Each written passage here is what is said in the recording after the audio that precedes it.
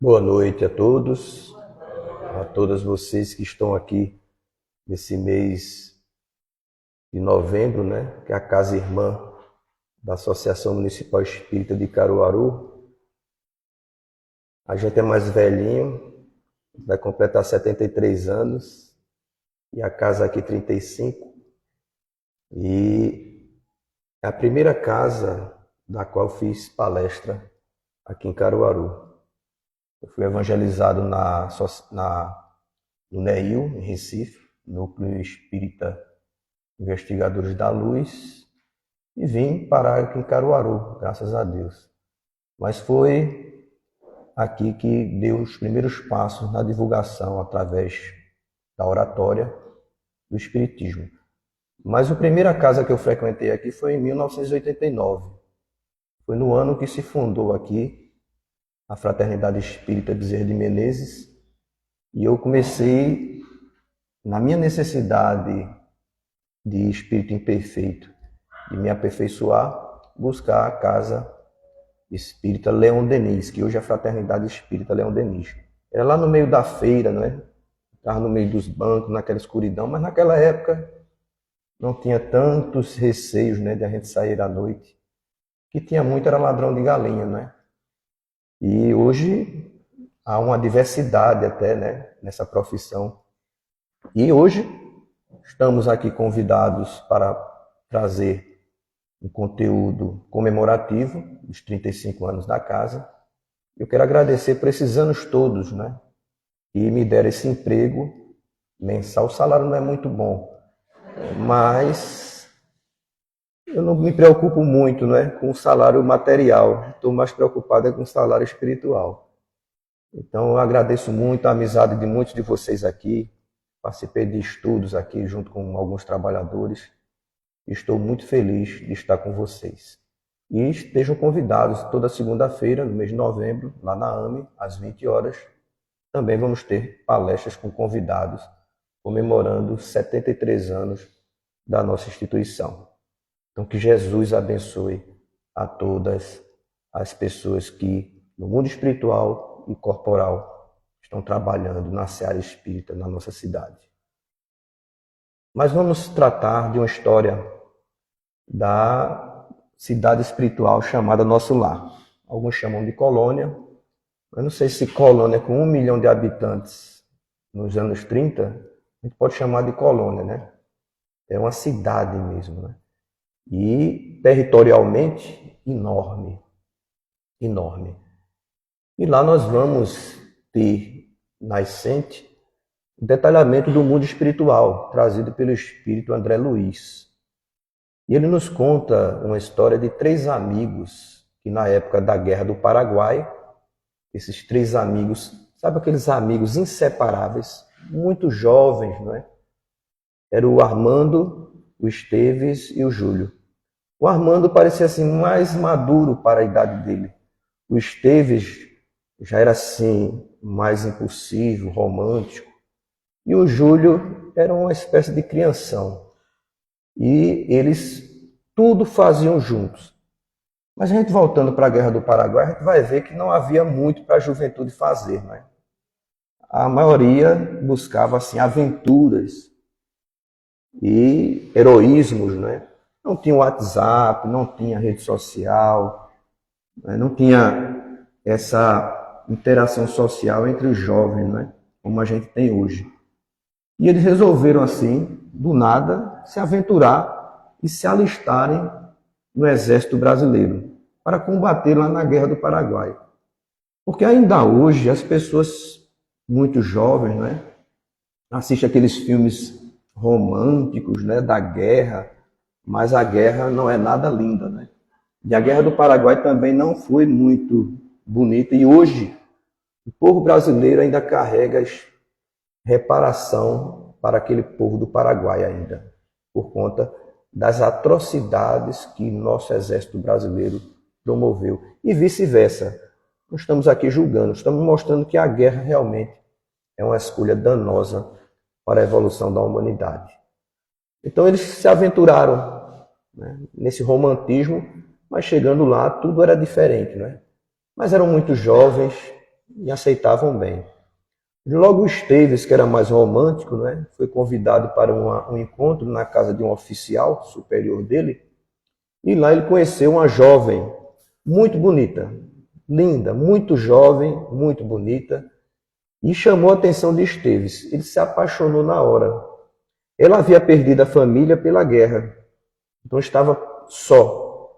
E só havia um detalhe: o Esteves não poderia se casar, porque ele se apaixonou de tal forma que a pediu em casamento. Mas como ele estava no exército, era proibido o casamento depois que você se alistasse. Então, às escondidas, ele casou-se com a ajuda do oficial com essa jovem chamada Lina. E Lina também, sozinha, né, muito jovem, aceitou de bom grado, né, aquele casamento. Ele arrumou uma casinha para eles morarem, para ela ficar, enquanto ele ia para combate, né, ela ficava naquela residência. E ele, quando tinha uma folga, voltava para casa. E lógico que essas folgas eram raras, né, numa guerra. E ele, antes de ir para o fronte de batalha, ele chamou os amigos, né, que são fiéis companheiros, né, para conhecer a sua jovem esposa. Quando lá chegaram na casa, né, Esteves apresentou apaixonado, né, quando a pessoa apresenta ser amado às outras pessoas, né, é com aquele sorriso aqui na orelha, né, aquela energia, claro, nos primeiros meses, né, depois as coisas mudam, que é natural, não há nada de errado. Mas só que Armando e Júlio tomaram um choque pela beleza daquela jovem. Era muito linda, muito jovem. Talvez eles achassem assim que ela, né, era uma bagagem muito pesada para Esteves, né? O Armando, mais maduro, né, achou aquilo muito agradável, né, aquele consorciamento conjugal, mas o Júlio já ficou com aqueles dois olhos grandes, sabe como é? Se vocês assistem aqueles desenhos animados que os olhos ficam desse tamanho, a língua sai para fora e o rabo fica balançando, né? Ele se apaixonou pela esposa do amigo. Depois desse livro, depois que eu li esse livro, eu deixei de apresentar, na época que eu li, né, era solteiro ainda, de apresentar minhas namoradas para os meus amigos, né? Nunca se sabe, né? Então, nada de preconceito. E ele, o Júlio, passou a assediar a esposa do amigo enquanto o amigo estava no fronte. Enquanto o amigo ia para o fronte de batalha, o Júlio visitava o lar do amigo para proteger, não é? Proteger. Ah, isso é perigoso, Esteves. De vez em quando eu vou visitar sua esposa para que ela não tenha nenhum risco, nenhum perigo, não ficar tão sozinha. E ele assediava mesmo. Ela buscava, de alguma forma, fugir daquele assédio. Mas era uma época muito difícil. Ela, muito jovem, não foi um casamento por amor, foi mais por segurança. Era uma mulher sozinha, muito jovem, sem família. E à medida que o Júlio era daquele espirituoso, né? E muitas mulheres gostam, né, de homens que fazem rir e elogiam a mulher, não é? E terminou ela se entregando ao Júlio. E passaram a ter uma relação extraconjugal com um amigo. E Esteves não desconfiava. O Armando desconfiou, descobriu e achou aquilo terrível, né? Para a amizade que os três tinham desde a infância, muito amigos. Até que um dia o Esteves voltou para casa antes do estabelecido, né? E quando adentrou dentro de casa, encontrou a esposa e o melhor amigo, né, abraçados. E para ele aquilo foi um choque terrível, uma decepção amorosa e também pelo amigo que foi o traidor. E naquela energia de raiva, né, de revolta, ele tentou reagir ao que ele estava assistindo. A Lina levantou-se e disse a ele: eu não lhe amo, eu amo o Júlio. Não adianta mais a gente estar junto. E aquilo para ele foi mais do que um choque. Foi um baque. Saiu revoltado, com ódio dos dois e com desejos de vingança. Mas o Esteves não era um homem mau. Ele não tinha coragem de reagir a qualquer vingança. O Armando, quando descobriu, achou aquilo assim uma coisa vergonhosa, né? Do Júlio, de trair o melhor amigo. E tentou dar conselhos, da qual o Júlio nem escutou, nem a própria Lina, não é? Só que tinha um detalhe. A Lina se apaixonou pelo Armando. Confusão, hein? Era uma novela que qualquer TV aí poderia colocar e daria certo, né? E as novelas hoje estão mais nesse nível, né? Mas hoje, gente, hoje nós estamos melhores do que naquela época do Paraguai. Talvez intelectualmente. Moralmente a gente tem muito que trabalhar ainda. Então nem esperem que na casa dos anos 50 desse século a gente vai estar melhorzinho, viu? Não vai mesmo. Então Júlio, né, não desconfiava que a Lina se apaixonou pelo outro amigo, Armando. E Armando notou esse assédio de Lina quando o Júlio não estava e procurou fugir.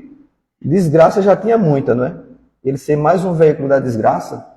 Mas, gente, você está lá, jovem, numa guerra, solitário, uma jovem linda e bonita, lhe assediando, ele, fraco moralmente, não suportou os galanteios de Lina e se entregou a mais uma relação extraconjugal com a Lina, sem que o Júlio soubesse. Mas é claro, gente, a Lina, ao se apaixonar pelo Armando e o Armando a aceitá-la às escondidas, ela não viu nenhum problema em encontrar o Júlio e dizer para ele que não gostava mais dele, que gostava do Armando. E foi o que a Lina fez. Chamou o Júlio e disse: eu não gosto mais de você. E Júlio disse: por quê? Porque eu sou apaixonada pelo Armando. Para Júlio aquilo foi terrível, né? E ele saiu lá, muito desolado, e resolveu pôr fim à sua vida. Ele disse: minha vida não tem mais sentido.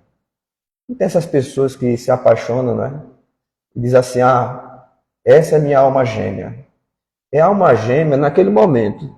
Mas deixa passar 80 anos, que você vai olhar para ela, 80 anos depois, e vai dizer assim: essa é minha alma, assim, prima em 8º grau. Deixa de ser gêmea para ser uma desconhecida, uma desconhecida. Então é a paixão que cega, não é? Não é o amor verdadeiro. Ainda estamos longe de compreender.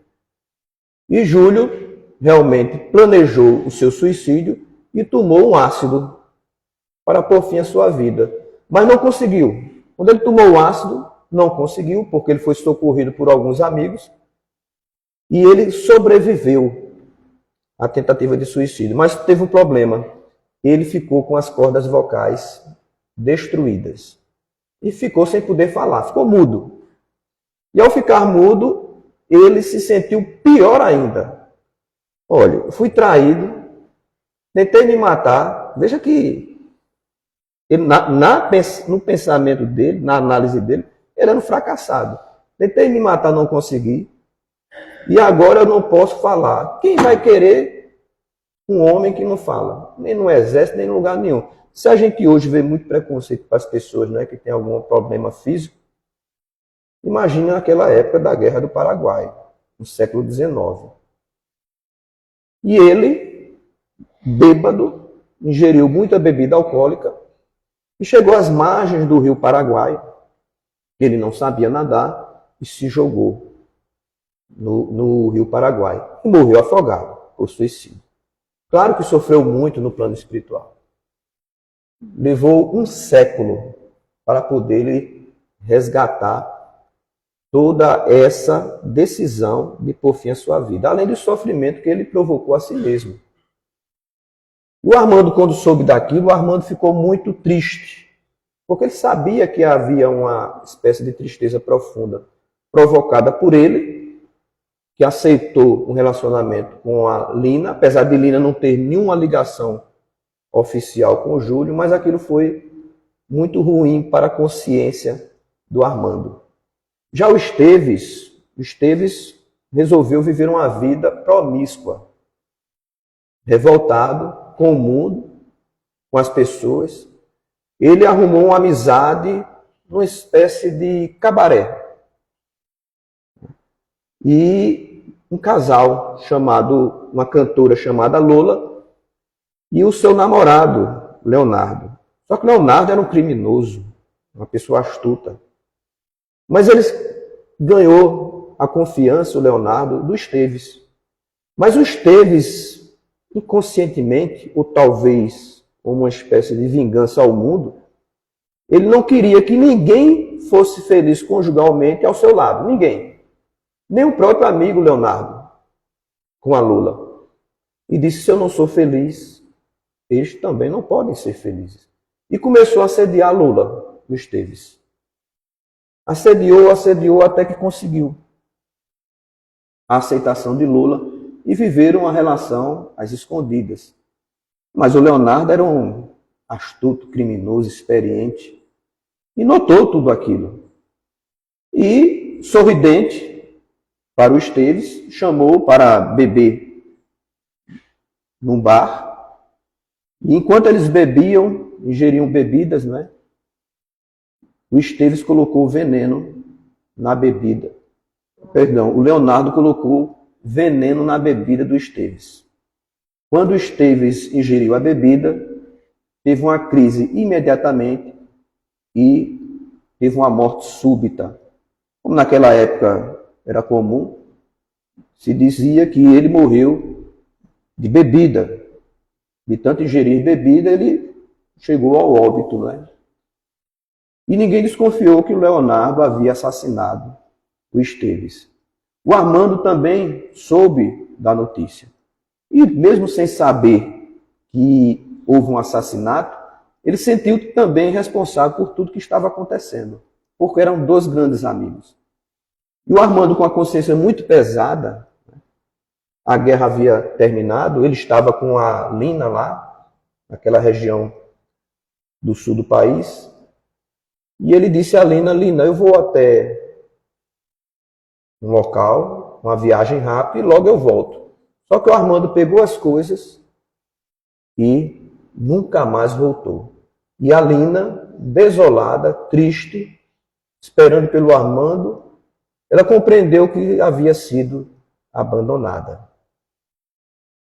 E o Armando viajou ao Rio de Janeiro, lá estabeleceu a sua vida, casou-se, teve uma família normal para a época, também economicamente ele se viu estável, e quando ia com a esposa para um teatro, que voltava para casa, na sua charrete, no caminho em que ele voltava para casa, uma mendiga se atravessa à frente da charrete e é atropelada pelos cavalos e também pelas rodas da charrete. O Armando desceu rapidamente para socorrer aquela mulher, que era um mulambo, totalmente deformada, suja, e ele colocou-a num local que pudesse se tratar. E visitava periodicamente essa mendiga para dar as melhores providências para que o restabelecimento da sua saúde. Só que ela estava muito debilitada. Já vinha com problemas de saúde. E aquele atropelamento provocou um agravamento do seu estado. Só que ela não conseguia reconhecer ninguém. Estava também no estado mental um tanto desequilibrado. E no dia em que ela estava prestes a morrer, a desencarnar, ela contou mais ou menos o que estava acontecendo na sua vida e o Armando se surpreendeu com aquela história. E olhando detalhadamente para o rosto daquela mulher velha, debilitada, ele reconheceu a Lina. E ele se viu diante da Lina. E aquilo para ele foi terrível. ele vira Lina naquele estado. E Lina desencarna diante dele, revoltada com o mundo, com as pessoas, consigo mesmo. Então vejam, gente, como essa trama pode ser restabelecida dentro das leis divinas, na crença de que Deus é misericordioso. Bom, como podemos resgatar essas almas? Porque dentro delas, a Lina, o Júlio, o Armando, o Esteves, a Lula, o Leonardo, qual deles são inocentes? E qual deles tem responsabilidade?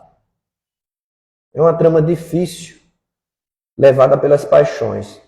Mas se são espíritos imperfeitos, e Deus sabe que eles são imperfeitos, como Deus pode exigir dele a condená-los a uma prisão eterna? Onde há crenças em que casos como esse levaria muito deles ao inferno pela eternidade. E Deus sabendo que são imperfeitos. Então isso não é possível na lógica, na razão de um Deus extremamente misericordioso e bom. Ele é a inteligência suprema, não poderia se enganar com a sua criação. E ele cria tudo. Tudo que há é criação de Deus. Então, como resolver isso? Se nós, por acaso, tomássemos a decisão de crer que existe uma única vida. E essa foi a única vida deles. A única. E agora? E por que muitas pessoas não têm experiências análogas a desses jovens, impetuosos, cheios de paixões? E como também crer que Jesus disse que nenhuma das ovelhas que meu Pai me confiou se perderá. Então há um conflito aí, que só o Espiritismo pode responder, através da reencarnação. A reencarnação é a chave para que a misericórdia de Deus dê oportunidade do perdão a esses jovens, a esses espíritos. E foi o que aconteceu. Nós vamos encontrar quase um século depois desse episódio 2 jovens apaixonados, Zulmira e um enfermeiro chamado Mário Silva. Os 2 noivos de casamento marcado. E aquele casamento que só falta a geladeira era o deles. Só faltava a geladeira. Não está no livro não, viu? Mas é algo assim que dá para a gente imaginar.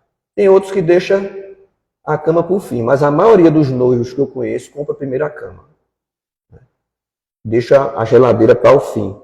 Mas, casamento marcado, a Zulmira vem a encontrar um viúvo. Um viúvo com 2 filhos, um casal. E este viúvo, ao encontrar Zulmira, por acaso, se apaixonam. E a Zulmira se apaixona pelo Amaro, esse viúvo, que tinha 2 filhos, a Evelina, que já era uma pré-adolescente, e um garoto de 8 anos, chamado Julinho.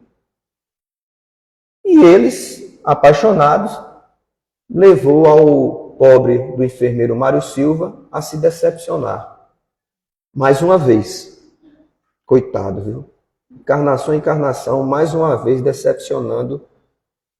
E o enfermeiro jurou ódio ao casal. Uma raiva incontrolável. A Zulmira casa-se com o Amaro, vai para o lar de Amaro para cuidar, como mãe, como esposa também, dos 2 filhos do Amaro. Só que tem um detalhe, a viúva está viva. A viúva está viva. E está dentro do lar. Odila. Essa coisa que sogra, cunhado e viúva, o viúvo não morre, viu? Morre não, nem tentem. E ela dentro de casa, quando viu a Zulmira entrar dentro de casa e assumir o seu lar, ela não teve dúvida. Disse, vou desgraçar a vida dessa sujeita. Também não está no livro não, viu? Cuidado. Viu? É que Edson fala muito assim, o nordestês, caruaruês, né? Edicês. Linguajar mais apropriado para a nossa compreensão. André Luiz é tão bonzinho, né? Usa as palavras difíceis, né? Para as coisas que a gente entende. E ela obsidiou realmente a Zulmira. E piorou mais a Zulmira, porque a Zulmira passou a ter ciúme de Julinho, o filho de Amaro. Porque Amaro tinha um amor, um apego tão grande, talvez exagerado, para chamar a atenção da Zulmira, pelo filho Julinho. Era como se fosse carne e osso. E Zulmira achava aquilo muito ruim. Infantil, né? Um amor infantil. Ter ciúme de uma criança de 8 anos. E ela passou a ter raiva do garoto. Aí piorou mais a raiva de Odila. Como espírito, começou a trabalhar para prejudicar a Zulmira. Era uma obsessora no lar, no próprio lar que havia deixado. Então chegou um momento que planejaram a Zulmira de levar os 2 garotos, né? Evelina e Julinho, para a praia. Aí, enquanto ela estava sentada, olhando os 2 brincando na beira do mar, ela começou a imaginar. Começou a imaginar e disse, que bom que viesse uma onda, não é? E pegasse o Julinho e arrastasse ele e levasse. Quando ela terminou de pensar isso, uma onda veio, pegou o Julinho e arrastou o Julinho para dentro do mar. E Julinho morreu afogado. Será que a gente tem esse poder de pensar em realizar? Não, foi uma coincidência, gente. Foi uma coincidência.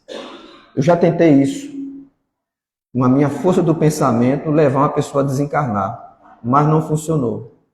Eu tinha 16, 17 anos e tinha uma prova de matemática. Era o meu último ano, né, na Escola Técnica Federal de Pernambuco. E a prova de matemática eu tinha que passar. E meu quarto tinha uma janela para a vizinha. A vizinha era de uma religião e usava uma radiola. Você sabe o que é radiola? E quando tinha 14 anos para 18, radiola era tudo de bom. E ela tinha uma caixa, hoje a caixinha é tamanho de um livro desse, né? Faz um barulho enorme, né? Mas naquela época era tamanho desse púlpito. E ela tinha uma caixa de som tamanho desse púlpito. E para não incomodar a vizinhança, ela botava na janela do quarto dela, que dava para a janela do meu quarto, enquanto eu estudava matemática. E eu não conseguia somar 1 mais 1.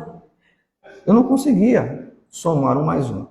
Raiz quadrada de 4 dava 1,5, dava 3,14. Eu não conseguia. Aí ela começou a botar uma música lá, né? Gospel, na radiola, no disco de vinil. E começou lá, eu me lembro do refrão. Me leva Jesus para o lar, me leva Jesus para o céu. Aí eu comecei a orar, leva ela Jesus, leva ela Jesus. Não funcionou. Ela está viva até hoje, gente. Até hoje. Até hoje. Eu já a perdoei, não é? O Espiritismo provoca isso também. Eu já a perdoei. Mas não funciona, gente. Foi uma coincidência, porque Julinho tinha uma experiência em outra vida. Julinho é o mesmo Júlio que se jogou nas águas do Rio Paraguai e ele tinha que passar por essa expiação e a família também. Não foi só por isso. A família tinha que passar por essa prova. Porque quando isso ocorreu, desgraça no lar. A desgraça no lar. O Amaro caiu em depressão. A Zulmira acreditou que tinha esse poder. E ficou triste, se sentindo culpada, e caiu de cama também. Aí Odila, o espírito, aproveitou e disse, agora que eu mato ela. Agora que eu ataco ela. E ia conseguir mesmo. Porque no estado que ela estava, ela parou de comer, se alimentar. O Amaro, com raiva da Zulmira também, se afastou da Zulmira, dentro do lar. E só ficou quem? Evelina. A Evelina levou os pensamentos ao alto e pediu ajuda à mãe. Mas a mãe era corresponsável por tudo que estava acontecendo. E ocorreu ali uma oração refratária, segundo o Espírito André Luiz. O Senhor ora por alguém, ela reflete em outro lugar. A Evelina era cidadã da cidade Nosso Lar. Cidadã. Foi bater a oração dela no gabinete do ministro Clarencio. Veja para ele. Hoje eu só faço oração para lá. Clarencio, negócio de Bezerra de Menezes, né? Clarencio, me atenda aqui. E ela foi atendida. Saiu o ministro Clarencio, André Luiz e o espírito Hilário. E a trama é impressionante, gente. Porque eles tiveram não só de visitar para socorrer aquele lá, mas saber por que tudo aquilo estava acontecendo. E durante o sono, né, e algumas visitas que o ministro Clarencio fez à casa de Mário Silva, André Luiz, o que é que tem Mário Silva com essa confusão toda? O enfermeiro. Ainda foi na casa de uma nova amiga do enfermeiro Mário Silva, uma espírita, chamada Antonina. Antonina começou a amizade através da tristeza do Mário Silva. E convidou ele para alguns evangelhos no lar. E Antonina passou a evangelizar o Mário Silva, para ele tirar aquela raiva, porque ele confessou a ela tudo o que ocorreu. Para deixar que as coisas aconteçam, que talvez isso tenha relação com a lei de causa e efeito, com o passado. Então ele começou o enfermeiro a pensar, a analisar de tudo que estava acontecendo na sua vida. E durante o sono, o ministro Clarencio, com André Luiz e Hilário, juntou todos eles, o enfermeiro Mário Silva, a Antonina, juntou a Zulmira e o Amaro. Durante o sono, desprendidos do corpo, o ministro magnetizou todos eles e eles mudaram a sua configuração perispiritual, a morfologia, e se apresentaram como no passado. Porque Antonina, a espírita, era a cantora Lula. Era a cantora Lula. Cuidado aí, viu, as espíritas. Né? E tem muito espírita, eu fui a rainha da Inglaterra. Nada, foi uma cantora de cabaré. Não sabe. Isso não é nada de humilhante, porque nós vemos aí espíritos como Maria Madalena, não é? De Magdala, se tornou um espírito superior. Temos Judas, um traidor, que hoje libertou a França num período difícil, como Joana d'Arc, e hoje é um grande espírito, né? Iluminado. Ninguém estaciona. E o enfermeiro era o Esteves, né? Eu acho que vocês adivinharam, né? De tanto ser traído, parece que ele traz essa energia, né? Era o Esteves. E a Zulmira era a Lina reencarnada. E o Armando era o Mário, o Amaro, né? O pai. Por isso que ele era tão apegado a Julinho, porque era o Júlio, né? Eles eram grandes amigos. E novamente o enfermeiro, revoltado com aquela situação, não é? Mas voltando ao passado, começou uma discussão, porque eles rememoravam tudo o que havia acontecido.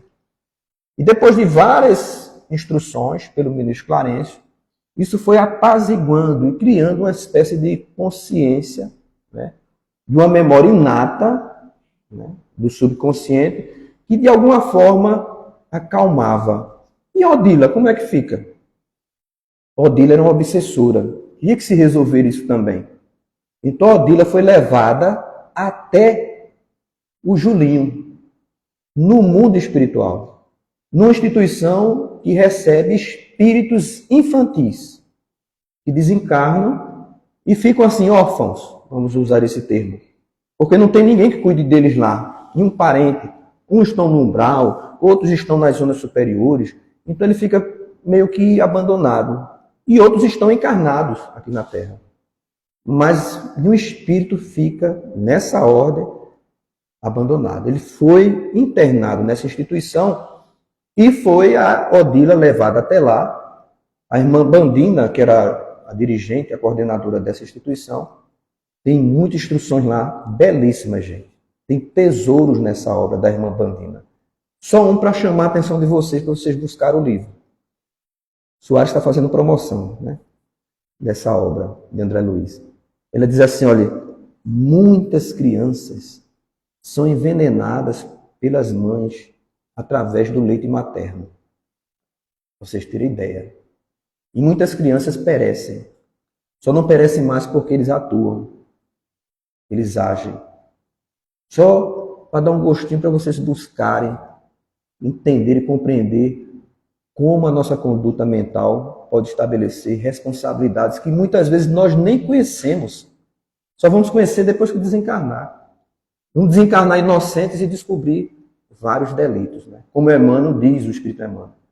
Há muitas coisas que nós fazemos aqui que é errado e nem pensamos e imaginamos que é errado. Mas é o nosso nível evolutivo. Isso vai se esclarecendo à medida que a gente avança. Então, voltando à vida de encarnado, desse conjunto de espíritos endividados no passado, a Odila, ao ver o filho dela num berço chorando, porque no plano espiritual, gente, muitos espíritos vão desencarnar crianças e vão permanecer crianças. Eles não conseguem, não têm evolução para voltar a um corpo mental, para criar um corpo espiritual adulto. Eles não têm condições. E vão crescer cronologicamente como cresceria aqui, se não for levado à reencarnação. Só que o Julinho estava no berço chorando com a ferida no pescoço, que era provocada pela lesão mental por ter inserido nas suas cordas vocais o ácido, na tentativa de suicídio. A mente dele plasmava. Não adiantava dar passe. Não adiantava curar, porque ninguém adentra na mente de ninguém para estabelecer o reequilíbrio. Você pode acionar assim a mente dele, hipnotizar e ele voltar ao normal. Mas estabelecida a distância desse agente, ele volta a enfermar novamente, porque está na mente. E Deus criou essa mente fechada para criar a individualidade. Então ninguém carrega peso de ninguém, ninguém provoca peso de ninguém. São nossas mentalizações que provocam nosso estado expiatório. Então ele precisava reencarnar. E Odila, vindo aquilo, ela apaixonada pelo filho, disse, como é que eu faço? Ele tem que reencarnar novamente na família, com Zulmira e Amaro. A princípio ela sentiu um mal-estar, né? Mas para voltar para aquela mulher. Mas depois ela foi convencida que era o melhor para o Julinho. E Julinho permaneceu aguardando que a mãe se preparasse por anos. A Odila foi preparada, treinada por anos para voltar ao lar como protetora. Ao invés de obsidiando as pessoas que estavam lá, ela passou a iluminar a mente daquele lar. Quando ela voltou para lá, o primeiro serviço dela foi estabelecer o bom ânimo da família, da Zulmira, do Amaro e da Evelina. E a paz voltou ao lar. Então foi possível reencarnar o Julinho novamente. E a alegria voltou novamente ao lar, quando ela disse que estava grávida do Julinho. Só que, para o enfermeiro Mário Silva, aquela notícia não era boa.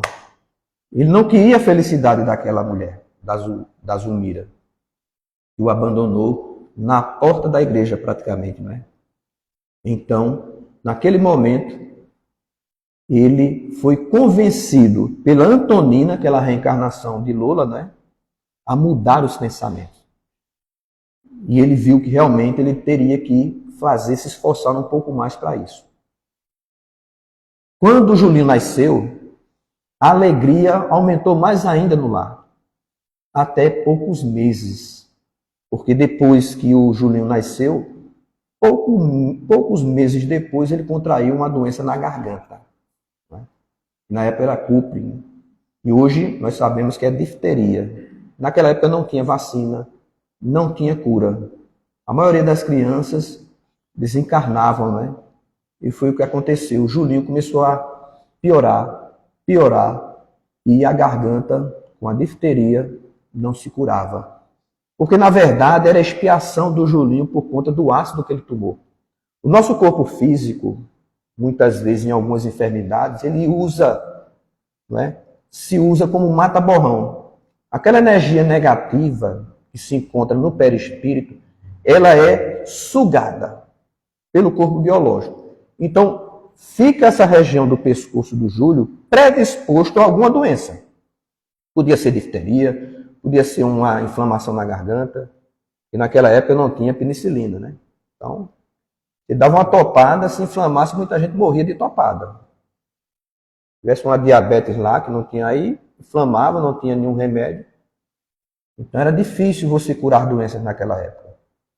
Então foi o que aconteceu. O médico chegou e diagnosticou a doença e disse que não tinha cura e que o Julinho, recém-nascido, iria morrer. Novamente, a tristeza no lar. Mas era a cura do Julinho. Porque trazida essa energia, a reencarnação provoca um arquivamento. Porque todo suicida, ele provoca um choque mental, que vai repetir o ato. Ou seja, por isso que ele repetia mentalmente a ferida na garganta. Ele repetia e criava a enfermidade. Então, com a reencarnação, se arquiva aquilo ali. Talvez, séculos depois, ele possa lembrar sem nenhum problema. Mas na situação evolutiva do Julinho, ele tinha que ser arquivado. Então, esse esquecimento é uma benção quando nós reencarnamos. Não só das mágoas que temos no passado, mas também dessas energias que refletem no corpo perispiritual e que é sugada pelo corpo biológico, como cura. Então, muitas vezes o que vemos de desgraça é a cura do espírito, que é o caso de Julinho. Então, a enfermidade foi trazida para o corpo biológico para que, ao desencarnar, o perispírito de Julinho estivesse perfeito. E Odila acompanhava aquele desencarne.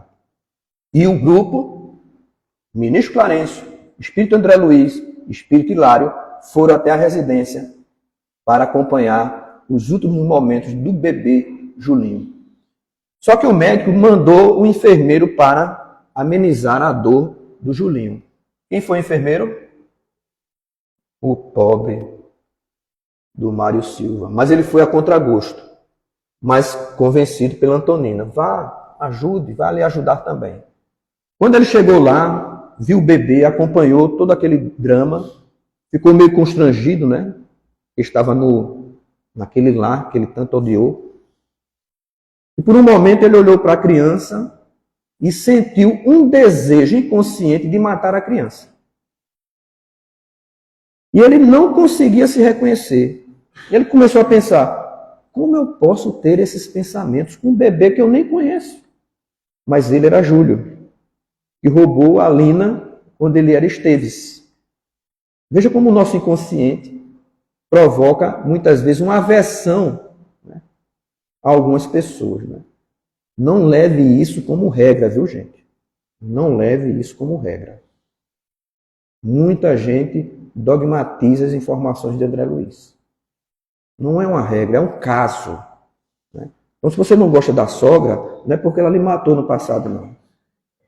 Os Espíritos no Evangelho segundo o Espiritismo dizem assim, quando você pensar que sua sogra lhe matou, não com essas palavras, né? Mas o entendimento. Quando você pensar que sua sogra me matou, pensa assim, eu matei ela. E eu é que tenho que reparar com ela. Toda vez que você tiver esse pensamento. Você se coloca como algoz e não como vítima. Está lá no Evangelho segundo o Espiritismo. E aí, ele preparou uma injeção para uma eutanásia do bebê. Ao invés de ser uma injeção para aliviar a dor do bebê, ele preparou uma dose mortal. E o Clarencio visualizou, junto com a sua equipe, André Luiz e Hilário, uma energia negra saindo da cabeça do enfermeiro até a criança. E só essa mentalização iria acelerar a morte da criança. Além da injeção, ainda tinha a mentalização. A injeção, o ministro Clarencio conseguiu evitar que ele fizesse a dosagem. E através de muitas magnetizações do ministro Clarencio, ele criou uma barreira no bebê Julinho para que ele não sofresse essas energias negativas. Porque o bebê, gente, ele é muito sujeito, muito frágil para essas energias mentais. Pra vocês terem ideia, no livro Memória do Suicida, diz o seguinte, que um suicida desencarnado junto a um bebê ou uma criança de até 5 anos, vocês viram a fragilidade, se permanecer por muito tempo, ele pode levar a criança à morte súbita. Só por uma energização do campo mental. Não é uma vontade do espírito, não. É que é a emanação dele. Então, Clarencio protegeu porque Julinho tinha que morrer naquele momento em que as energias fossem todas dissipadas do perispírito. 1 minuto não poderia ser antecipado. Até que Julinho veio a desencarnar, foi entregue às mãos da mãe entre aspas, né? Odila, para ser recuperado no plano espiritual. E a desgraça voltou à família. E pior, o enfermeiro Mário Silva saiu de lá com a consciência pesadíssima, porque ele não aceitava que tivesse tido aqueles desejos funestos para uma criança, um bebê. Quem amparou ele foi a Antonina, né, como espírita, né? A cantora Lola, em outra vida. O amparou, esclareceu, mas Zulmira não suportou. Zulmira não queria mais viver. E, deitada no leito, iria desencarnar. O ministro Clarencio foi chamado e ele foi até lá e viu que realmente teria que se fazer uma providência o mais rápido possível. E a providência era uma transfusão de sangue, porque ela estava anêmica. Ia desencarnar, por não se alimentar. E quem tinha o sangue da Zulmira, compatível, era o enfermeiro Mário Silva. E Antonina convenceu ele a ir até lá para a transfusão do sangue. Seria ali, perceberam a reparação, a redenção de todos. O enfermeiro foi até lá, fez a transfusão de sangue e Zulmira se restabeleceu. Criou-se um laço de amizade muito grande entre Zulmira e o casal Mário Silva e Antonina com o Amaro. E se tornaram famílias afins. Notem que o perdão muitas vezes só se restabelece na comunhão redentora de espíritos endividados e com mágoas um dos outros através da providência divina da reencarnação. Então, sejamos gratos por estarmos aqui com essa oportunidade de vida e ainda mais homenageando 35 anos dessa Casa de Trabalho e Oração. Eu tenho certeza que José Soares me matou em outra encarnação. Tenho certeza disso. Não é possível que eu tenha essa afinidade por ele. Né? Então sou grato a ele, aos trabalhadores. Sebastião hoje sobreviveu, viu? Mas você está de parabéns, todos vocês. E eu digo a todos, o Espiritismo me trouxe muito consolo. Mas me exigiu muito de mim. E ainda exige muito de mim. É uma cruz que eu tenho prazer de carregar. Porque é a única forma que eu encontrei para um espírito endividado como eu, que talvez faça parte desse grupo de espíritos que nós tratamos nesta noite, da obra Entre a Terra e o Céu, do espírito André Luiz, psicografia daquele maravilhoso médium Francisco Cândido Xavier, que eu convido a todos a se aprofundar mais nessa obra. Uma das mais completas da coleção André Luiz. Que Deus ilumine essa casa a todos vocês, hoje e sempre. Que assim seja.